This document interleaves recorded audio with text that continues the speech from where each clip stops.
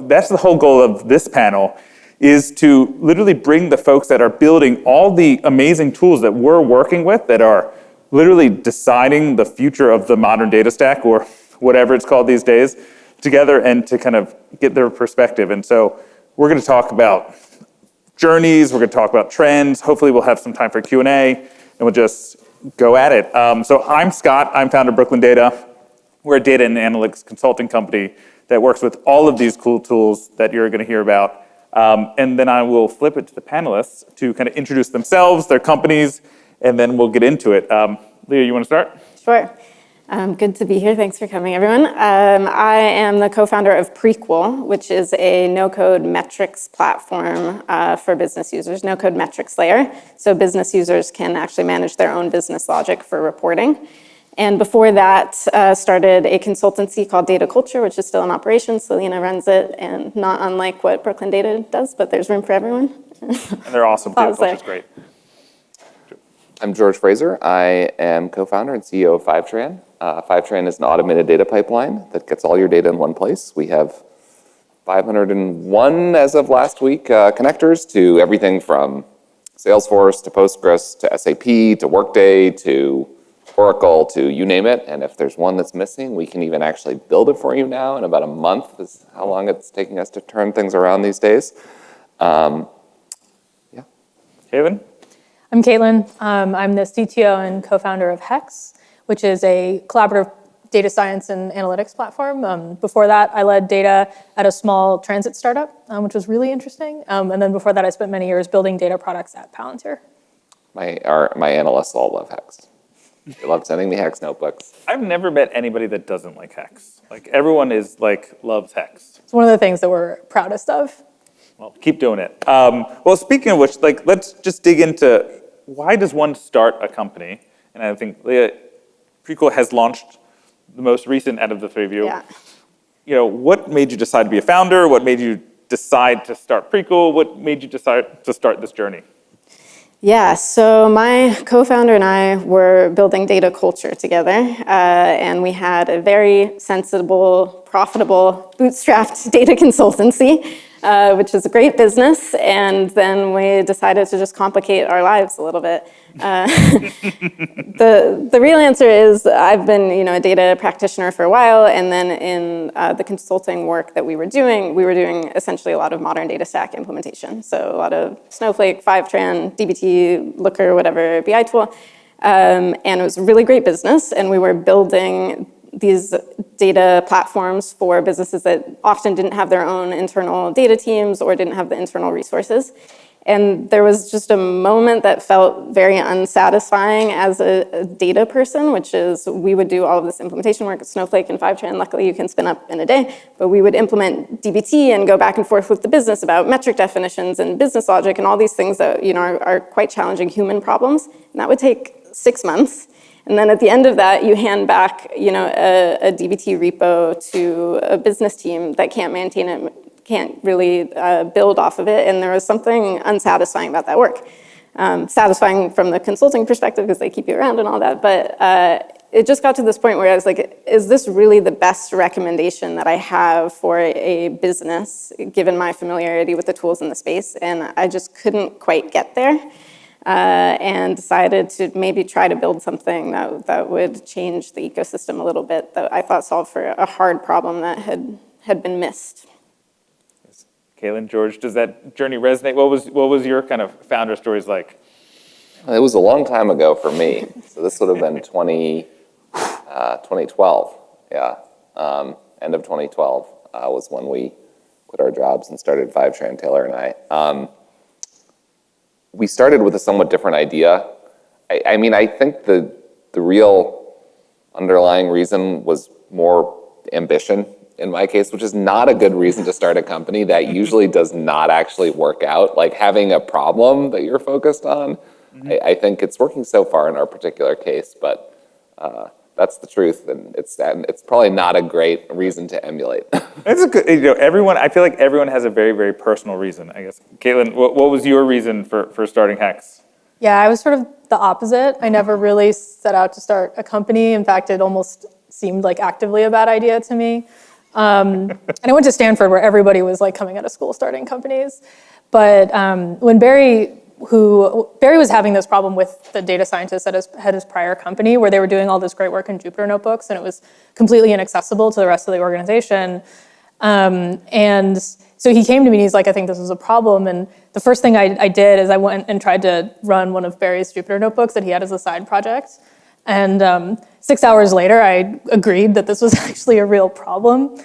And from there, I think it wasn't just that it was a problem, but it was a problem that the three of us, Barry, Glenn, and I, had spent a lot of time thinking about at Palantir, and it really felt like not just this is a problem, but it's a problem that I have some perspective on, and I have something to contribute to the conversation. And so that, plus the fact that Barry and Glenn are fantastic, and it seemed like an amazing group of people to work with, yeah. I sort of had this realization that like, if I was gonna start a company, this was the one, this was it. And I think the rest is history at that point. Now, I guess, George, if you don't remember the exact kind of, founding moment, or I guess it's far enough, like, were there any, in your journey over the last, years of Fivetran, what were the big pivotal points, the aha moments, like, where you thought it was gonna work, or thought it wasn't gonna work, or like any kind of interesting kind of highlights or milestones in the journey? Sure. Well, Elon Musk says that starting a company is eating glass and staring into the abyss, and I relate to that, especially in the early years. There were a lot of very difficult times. We pretty quickly realized that our original idea, which was to build a more vertically integrated data analysis environment, originally for scientists, which is what I was before, this was not going to work. And we sort of figured that out within a couple of months. We were in the middle of Weiss, had to figure out something else. We pivoted and pivoted again and again, always in the data space. They were all like cousins of each other, the various ideas we went through, but that was very challenging, those 2 years where we weren't sure if we were ever going to have a customer. Ultimately figured out that data integration was really the opportunity, that's where there was really nothing good. It was this ubiquitous problem, and yet perversely, all the tools just sort of put the problem back onto the user to figure out. None of them really actually solved the problem. They were just we don't know how you get the data in, but once it's there, we can do this. Yeah, and so that, we getting our first customer was a big moment, but even that, there were so many touch and go moments. Our first customer was Zenefits, and I remember we did the POC in their testing Redshift, and we did we were switching over to prod. They were like, all right, we're ready to go. And the damn JDBC connection would not connect. And Usman Ghani was there with us at the Zenefits office trying to get it to connect. And it was because the freaking MTU header setting on the networking, at the networking layer, was misconfigured in AWS. They never use this setting anymore because half the drivers don't work with it, and it's just totally silent failure. You just like shout into the abyss. And if he hadn't stayed until 11:30, like Fivetran wouldn't exist. So there were a lot of touch and go moments like that, and then there have been big successes as we got more and bigger customers. As we were able to raise money. Our Series B was the first really hot round where we had multiple people who wanted in on it. Acquiring HVR was big. And, just in the last couple of quarters, we've seen adoption of data lakes take off as a destination, which I think is the beginning of a new chapter for some of the market. I don't think it's going to change. I don't think everybody is going to re-platform, but I think it is actually a significant new chapter. Finally, we've been sort of waiting for it for 8 years. So there have been lots of tough moments, and there have been lots of good moments as well.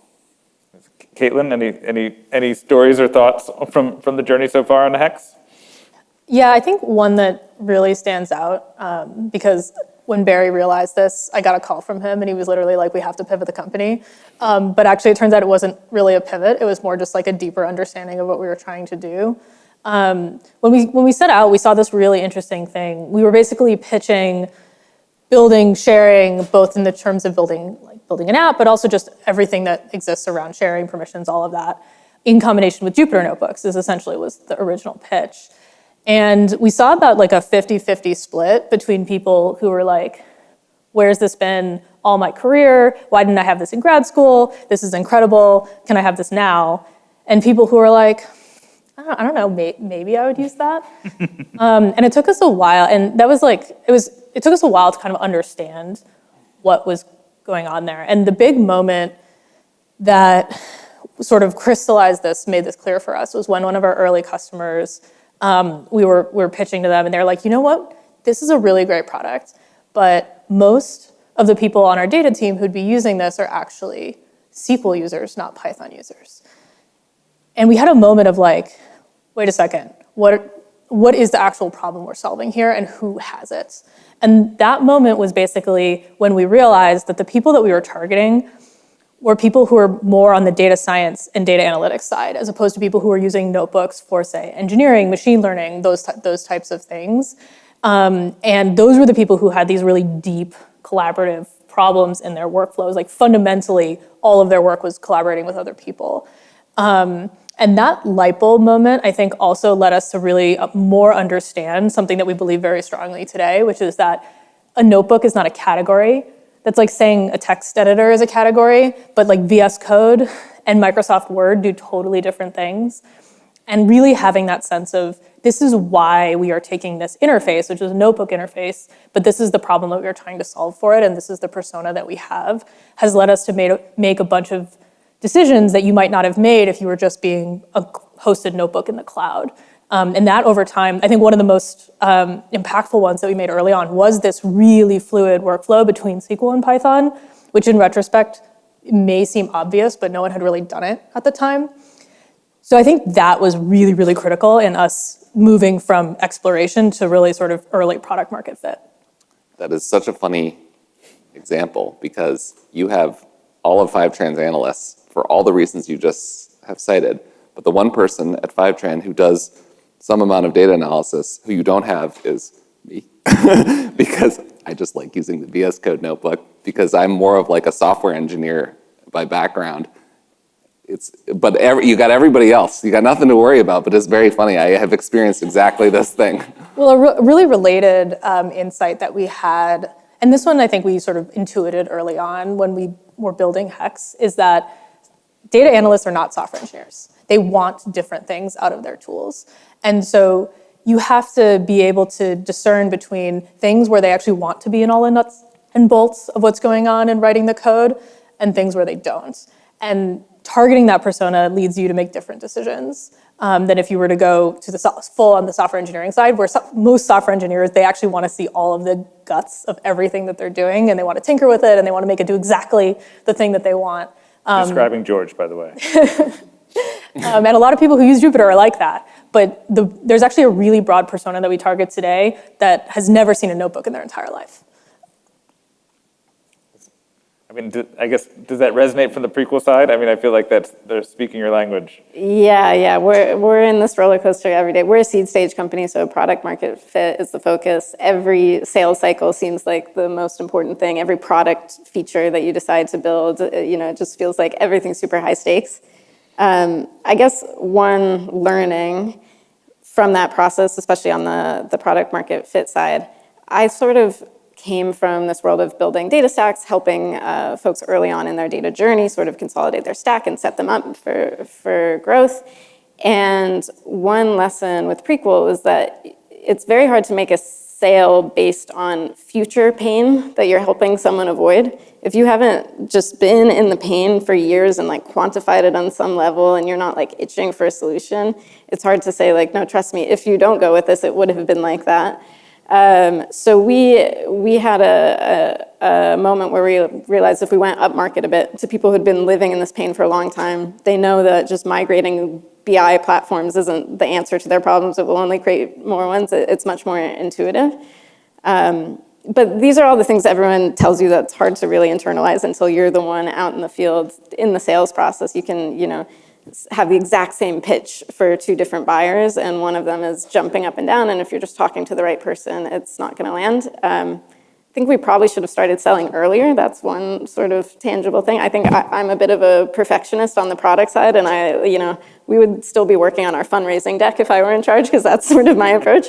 But a lot of it is just letting go and getting out there and trying to iterate as quickly as you can. It's interesting because I feel like all of your answers touch, really, understanding the customer, the user, and understanding their pain. And just, it feels like you all found a user and a pain point and have found product market fit. I'm curious how that changes over time. We've got 3 amazing founders from 3 amazing companies at 3 extremely different phases of their journey. I guess, George, to pick on you, because kind of Fivetran's been around the longest and it's been kind of a building block of the modern data stack. What is the goal of, and the challenge and the excitement of this, like what's unique about this phase of a startup journey, kind of the phase that Fivetran is in versus the previous phases that you've been in? Well, we've been around long enough to sort of have product market fit and then not have it for the next segment of the market. Yeah. It turns out there can be layers to it. Our original customers were all technology companies. They were all early stage technology companies setting up their very first data warehouse. And I think that we serve that audience really well. Maybe some of the little ones, we sometimes charge them a little bit too much money. We're working on fixing that. But I think we do really well in that segment, and who really prize like time to value, simplicity, automation. In the large enterprise, there is a different set of challenges. There's a different set of connectors. That's the easy part. But there's also more of a desire to optimize. When you get big, it's worth it to go and turn some knobs to make it. A 1% improvement is meaningful. Exactly. Or a 50% improvement. I mean, our really small customers, if it would take a day of work to get a 50% improvement, not worth it for a lot of those really, really early customers. So for us, that's been the last few years is trying to get better at that. That was part of why we acquired HVR. HVR was sort of like the Bizarro universe version of Fivetran. It was all about the enterprise. It was all about Oracle and other databases like that. And so it's not done. It's a work in progress. I think we've made a lot of progress over the last couple of years. We have a lot of large enterprises now, but there's still more things to go. I was on the top accounts review call right before this, and we were just going through, all right, what's missing, what's blocking us here. So there can be layers to product market fit. Actually, there's a question for you, because I think, speaking of HVR, you did something that's, I would guess, unique to a later stage startup, is you acquired another company. Like, what was that, at what point did you start, thinking, going from just organic growth thinking to actually like, oh, wait, actually, we could actually buy this. This is an option now on the table. Well, I am the child of investment bankers, so in some ways I'm just realizing my true destiny. I guess my mom was George, we're so proud of you. But yeah, exactly. It all came about because we recognized that there were some serious missing pieces for Fivetran. It kind of all started with the journey to building a better Oracle connector. Now, HVR turned out was much more than an Oracle connector, but that's what we were actually looking for. If you were a company that, based on your website, it looked like you might have had a binary log reader for Oracle in some stage of implementation, you got a call from me in 2021. I was going around and we discovered that there might be an opportunity to acquire HVR, which was a much bigger thing than we set out for. But we knew them from losing deals to them. Once, as we got closer to it, we said, hey, this is potentially a really great opportunity. And we were, ready to be bold. I've always believed in like, if the logic works, even if it seems very scary, just go do it. Just like ignore your gut. If it makes sense, if it computes, do it. And 2021 was a great time to raise $700 million in a hurry. So yes, it was a wonderful. Looking back, it was a confluence of events. Yeah. Well, I mean, I guess, Caitlin, what's unique about your phase of kind of Hex's journey? And kind of what do you like? What's the challenges? Are you thinking about acquiring companies yet? I'm curious. So the kind of dogma of starting a company is the whole like do things that don't scale. And that's true up to a point, but eventually it does have to scale. And that point is now for us. Usually it's somewhere between Series B and Series C. And the fun thing about exponential curves is that happens all at once. Yep. And it happens everywhere across your entire company. It's not just that you're scaling sales. It's not just that you're scaling hiring. It's not just that you're scaling people. We're about to hit 100 people, which is insane. All of those things happen all at once, and you have to basically overhaul how everything works at your company all at the same time. And you have to do that in a very short time window between when you raise your B and when you raise your C. So that's kind of what we're going through right now. And it's exciting, it's scary, it's also sort of a whole new set of challenges in terms of learning how to be a founder and learning how to run a company. I had a conversation with your co-founder about a year and a half ago on this subject. He was asking me about, well, there's these things, I'm worried I'm getting too much in the detail about this and that. And I'm like, what scale are you at? Like, what's your revenue? How many AEs do you have? Stuff like that. And he said, I'm like, oh no, micromanage the shit out of that. Like when we were that size, I knew what people had for lunch. Yeah. Maybe you've grown really fast, so maybe now you're past that. But you just reminded me of it. I'm sorry if that. No. It has changed. Like I said, it feels like it's really turned over overnight. Like you look up one day and you're doubling or tripling every year. But when those initial numbers are really small, it doesn't matter. Going from like 1 customer to 2 customers to 4 customers, you don't really have to change too much about how you're doing that. And then one day you wake up and that double or that triple looks really scary. And you're like, how are we going to possibly achieve that? So you have a lot to look forward to. Yeah. It's hard for me to know what's unique about our stage because I don't necessarily know what's coming, but this has been helpful. I think for us, the biggest thing when you have sort of limited time and resources, just your decision-making has to be super focused. And it's, if you have 2 different personas in the sales cycle, whichever one closes faster, that's who you're focusing on, and you'll build the features for them, and you have to be sort of really responsive to that. But it's hard because you want to chase everything and you want to talk to everyone and you want to solve everyone's problems. So I think we're in sort of a period of refining. And then I assume what happens, you can correct me, is that when you know exactly what's going to work, you pour money on that and sort of go all in. Your phase is great. Yeah, it's fun. It's fun. I'm not complaining. If you're a control freak, that's the most fun. Yeah. You know everything. Yeah. Do you know what everybody had for lunch today? Well, they're far away from me today, so probably less so. But I expect Slacks to come in later with the Perfect. Yeah. Well, I think we should maybe pivot a little bit to talk about the past and the future of data. Since we've got the people that have built the past and are building the future, let's look back. I mean, so for me, when I think about what the beginning of the modern data stack was, it was Redshift. I mean, I don't know. I'm new-ish to the data space. That was my first data warehouse. And that was about 10-ish years ago. So the modern data stack is about 10 years old. I guess for the crew, how did we do? Looking back, modern data stack, a retrospective. Did it succeed? Did it do the things we wanted it to do? Are we better today? I guess you've got the freshest perspective of the newest launch company. Like, what's your thoughts on the modern data stack? Yeah, I just tuned into the WTF Are We Doing panel, which had some fun takes on this. But I think yes and no. I think a lot of the problem that I've been most fixated on and throughout my whole career in data is just this distance between the business and the data that they need to consume operationally and for analytics and all of that, and data teams who manage all of that.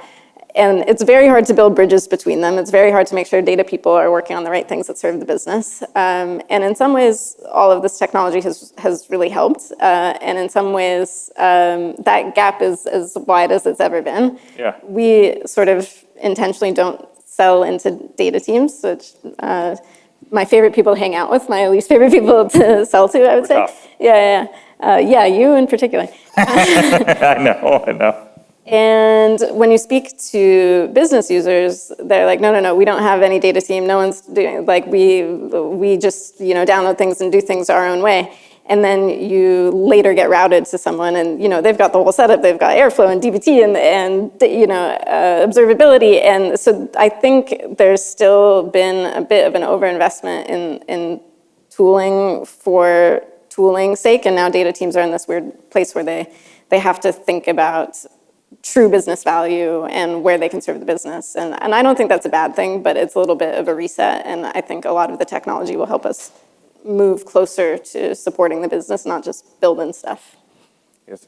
George, what do you think? I feel like 10 years ago, I would be using RJ metrics and kind of bring it all together. And then all of a sudden, it's like, oh, wait, I could use Fivetran, Redshift, and Looker, and I have a modern data stack. You were kind of one of the builders of the modern data stack. How have we done? I think it's been highly successful for the people who have adopted it. I think there's an entire generation of smaller companies that have never known anything different, of practitioners who are accustomed to this. It's ultimately just been a productivity enhancer for data teams. But let's be careful about the word retrospective. I think what sometimes gets lost in rooms like this, where a lot of people are probably working at smaller companies and at startups, is most of the market is still just beginning to adopt this stuff. That call that I was on before this, I mentioned just going through all the major accounts who are in the various stages of adoption in the pipeline right now. Multiple of them are doing Teradata migrations, okay? So like they're still in 2012. They're just beginning to adopt the technology of, if you think the core technology of this is basically like the columnar data warehouse of like 2008. So it's still early days for the late adopters who have a lot of the money. Very true. Yeah, I mean, on the Brooklyn data side, it's very cool that we are moving people from on-prem to Snowflake. And it's just like, I've done this for 7 years. I'm totally game to do this. So Caitlin, what do you think about the modern data stack, where we are, where we're going, where we've been, what the future is? Yeah, I think one thing that was different about the modern data stack, which I think is in some ways very related and very similar to what happened with sort of the cloud development, sort of revolution on the software engineering side, which is that it didn't just enable sort of new workloads, but it also just spawned this huge wave of creativity in practitioners, in founders, and all of these new ideas, some good, some bad, but like just the sheer sort of Cambrian explosion of new things that people were able to build on top of this new stack was incredible. And I think it led to a lot of productivity improvements in the workflow and things like that. I think where we're at right now is maybe we've swung a little bit too far in that direction. And now you see these sort of architecture diagrams with a dozen different tools in their data stack to kind of accomplish all of these different things. And I think that's become pretty hard to manage coming out of this sort of wave of generativity and creativity. So I do think we'll start to see some sort of pullback and consolidation in that. But overall, I think the net has been super, super positive. And so I feel like just as we're getting comfortable with what the modern data stack is, yes, there's going to be consolidation. That means the same things but fewer tools. Out comes AI. This isn't the AI talk, and so we can't talk about it the whole time, but we can talk about it for 10 minutes without getting in trouble. Caitlin, where does this kind of chaos of monkey of AI come in and just changing everything? Like what should the folks in the audience think about AI and how it's going to impact the data stack? Yeah, I mean, there's a lot of hype. I think every week there's a new release. There was this like fully AI software engineer. I tend to be fairly skeptical about that extreme of AI. And I always think about our head of data and what she describes her job as.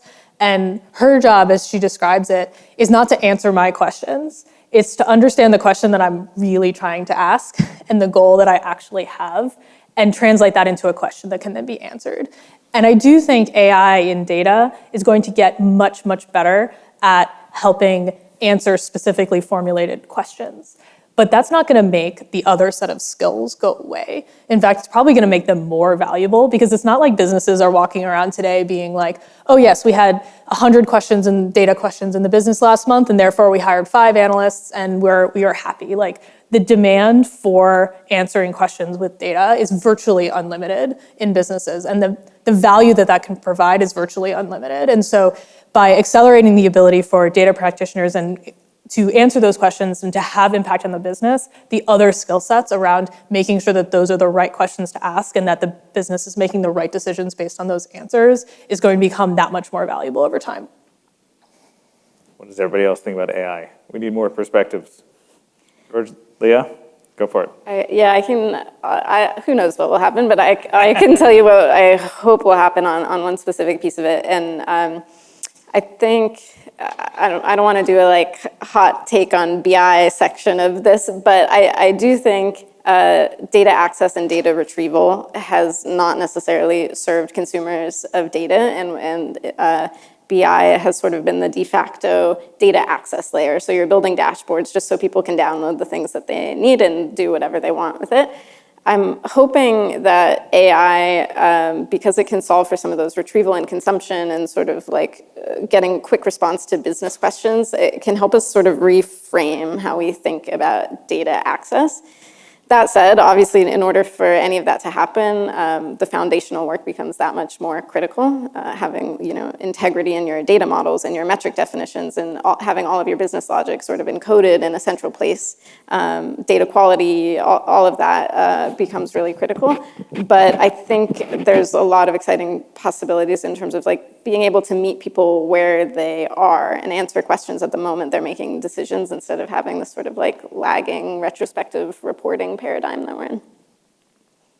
George, what do you think? I mean, I think there is the BI angle, which is sort of the AI analyst, maybe the vision of ThoughtSpot's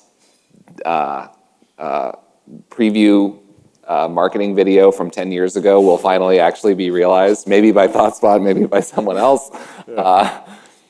I think, to me, the more exciting thing is it's finally going to allow us to do something with all of this text data, all the text columns in our schemas, which we've been delivering for years. Fivetran will deliver for you the text of your support chats, of the CMS underpinning your website or your docs, your Slack instance, your Salesforce call transcripts.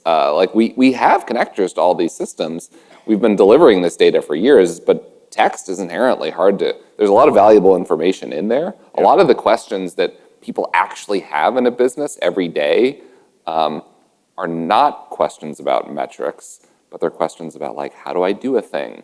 If I'm a Fivetran sales engineer, how do I get connected to an Oracle instance that's running Active Data Guard, that's using whatever network attached storage to back it up? I mean, they get so arcane. That information is in there, and these Gen AI paradigms allow us to actually get access to that, and I think that's the really exciting thing. The really interesting kind of disruptive thing about it is the language of building those applications is not SQL. There's been this trend of everything centralizing back into the data warehouse for the last 10 years, and the world becoming more and more SQL-centric, and that is getting overturned in a big way. You are not going to build your future AI workflows by putting everything into a UDF. I mean, some people will. That will be a thing for some very common use cases, but it's going to be written in Python, and it's going to be an application, not a query. And that invalidates a lot of assumptions. It creates a lot of opportunity for new tools that are not locked into that SQL paradigm, and it's going to be really interesting. People are going to build some really cool stuff on top of all that text data.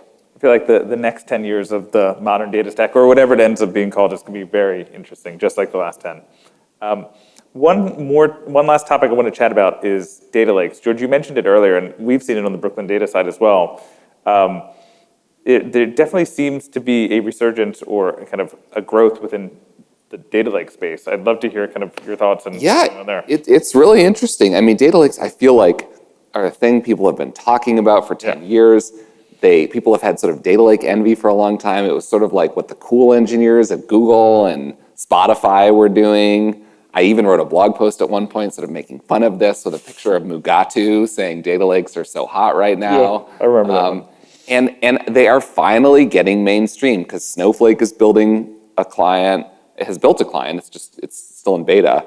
Databricks has gone all in on Delta Lake. BigQuery has Big Lake. Everyone is building the connectors into these formats that's making it easy. You don't have to have a whole engineering team to operate a data lake. So the read side is getting built out. We have a writer that writes data lakes in exactly the same way as we would write a data warehouse, with tables, with updates, with deletes, with everything. We go and patch up the files. It was a huge project to build. We've had it for about a year.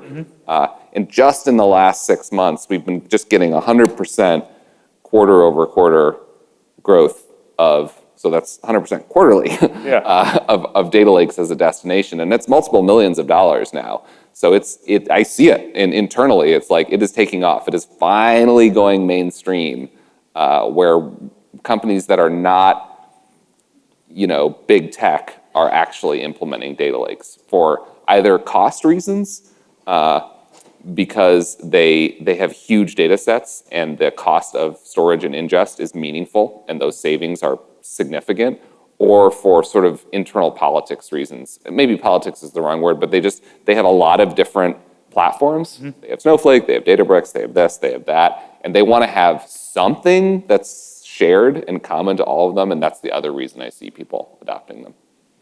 Caitlin, are you seeing data lakes from the Hex perspective? Does Hex have a perspective on data lakes? Well, I think from our perspective, we don't see a lot of data. We operate mainly on structured data. You can do, one of the great things about Hex is that you can do anything sort of flexibly in Hex, and you can pull in data from all sorts of places. But primarily, one of the things that we're operating on is the structured data. So our primary sources do tend to be data warehouses. But I do think this trend, I think it's still, there's a lot of hype around a lot of this technology. And so it feels weird to say it's still underappreciated how transformative it is. But one thing that we've been seeing internally to Hex just completely overturn how we're thinking about building our system is the use of what's effectively an internal data lake plus DuckDB.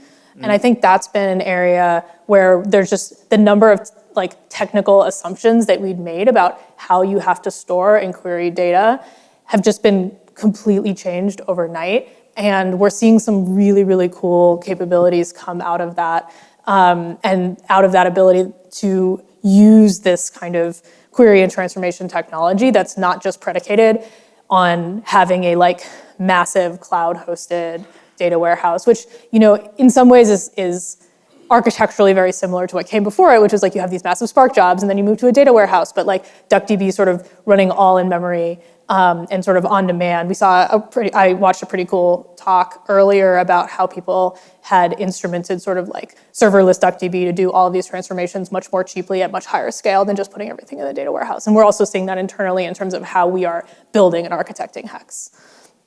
Well, the data lakes we're delivering, they are structured data. They're relational in exactly the same way. That's what Iceberg has done for all of us, is they've given us a common mechanism to make data lakes structured. There's sort of a terminology problem here, because data lakes are often associated with unstructured data, but that's not at all what this is. And I think you are going to see more. I predict this year you're going to see more people showing up saying, hey, I want to use Hex, but I actually want you to just wire straight into this Iceberg-based data lake and query that directly using your own SQL engine. I don't need an intermediary SQL execution engine. You can just plug right into the storage layer. It's very similar to that pattern you were describing of using DuckDB to do transformations of a data lake to save money. It's a really interesting, weird evolution that people have been talking about forever that finally seems to be happening. Well, I think we're just about at time, but we should have time for 1 to 2 more questions, if anybody has them. I can keep slinging questions at these folks, but I wanted to see if anybody from the audience has anything to ask. Because this is a rare opportunity to ask the people that are literally building the modern data stack. Well, we got someone right up front, and then we'll hit you in the back. Or, go right there. Perfect. Thank you. So I'm just curious on your perspective on, because I think someone mentioned that one of the focus that they have when they build solution is to close the gap between the people who consume the data and who have value to that, and then the place where the data come from. So today we have cool technologies, Gen AI-based technologies where business people can query data using human language, right? So my question is, when do you think the industry will be at a stage where business people can query data directly from the source, and the data will get engineered and, have the ability to answer business question directly? Because today they query data that are already created and they have the response. So how do you think, or how far are we from the state where they can query data directly from the source using human language and have the response that they want, and the data will get engineered automatically using Gen AI or some form of AI and give them what they want? You want to take that? Yeah, Easy question. I don't think that we're that far off in terms of that functionality being available. I think the question is, do we want that, and what sort of safeguards do we want to have in place? I think the tricky question with all of this, the hard problems are not, how do we access data? How do we write queries against data? It's how do we ensure that the answers that we're getting are sensible, and how do we make sure that our very human business logic is reflected in the code that we write and what we retrieve. So I think you could do this, and probably a lot of people will, because the technology is sort of out there, and then maybe there will be some sort of response or backlash to that, or some reinvestment in kind of foundational data quality. Whether or not these LLMs can actually write the DAGs that are transforming data, I think is a really interesting question and something that we're tinkering around with. But I think all of these problems are sort of last mile problems when you are mapping human concepts into sort of representations of things that are happening in databases. But I'm curious what you both have to say as well. Yeah, I think one thing that we are grappling with as well, with sort of connecting more business-facing users to the data-facing users, is really the understanding of the data itself. And we've actually built some features into Hex and into Hex AI to sort of start to feed some of that understanding back into the model. But I think that's really important, because right now, and one reason why I don't think the near-term future is just, business person types in a natural language question and spits out a number and that's the answer, is there are so many nuances to what the data means, what is a definition of a customer, all of that, which some can be baked in, but some can't. And some of that interpretation is still required, and that understanding is still required. And so, I actually think you can empower people at the margins really, really well with this. So I think we're seeing a lot of success in Hex with folks who are already data literate. I think a really good example is a product manager or a product marketer, already extremely data literate. They know their data really well. Maybe they're not as deep in SQL or Python or whatever the technology is. Those folks get a huge lift out of AI. But people who come in completely naive to the underlying sort of data and data model are, I think, that still a ways away from being able to be productive with that. George, anything to add? No, I agree with everything that's been said. It's exactly right.